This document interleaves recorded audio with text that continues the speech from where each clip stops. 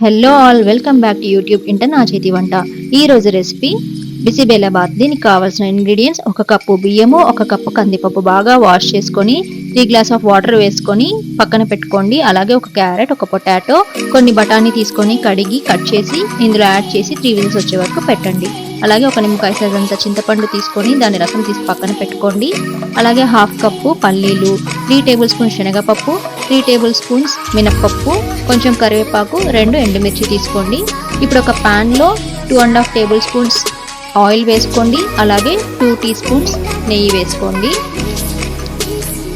ఇది కొంచెం వేడి అయిన తర్వాత ఇందులోనే మనము 1 టీ స్పూన్ ఆవాలు, 1 టీ స్పూన్ జీలకర్ర, అలాగే మనం ముందుగా ఉంచుకున్న హాఫ్ కప్పు పల్లీలు, 3 టేబుల్ స్పూన్స్ శనగపప్పు, అలాగే 3 టేబుల్ స్పూన్స్ మినప్పప్పు ఇందులో యాడ్ చేసుకుందాం.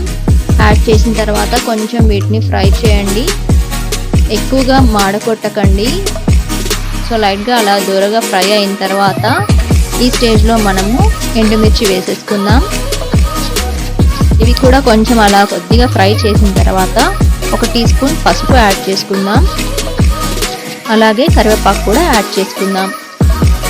ఇది యాడ్ చేసిన తర్వాత 1 టీ స్పూన్ కారం, 2 టీ స్పూన్లు ఉప్పు వేసుకొని బాగా కలిపి, నేను ఎంటీఆర్ వారి బిసిబెల్లబాత్ మసాలా యూజ్ చేస్తున్నాను.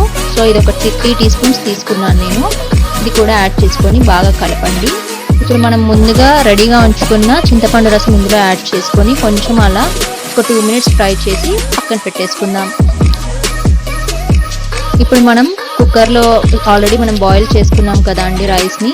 చూడండి, ఆల్రెడీ బాగా బాయిల్ అయింది, మంచిగా కుక్ అయింది. ఇందులో మనం ఇప్పుడు ప్రిపేర్ చేసుకున్న ఈ బిసిబెల్లబాత్ మసాలాని యాడ్ చేద్దాం.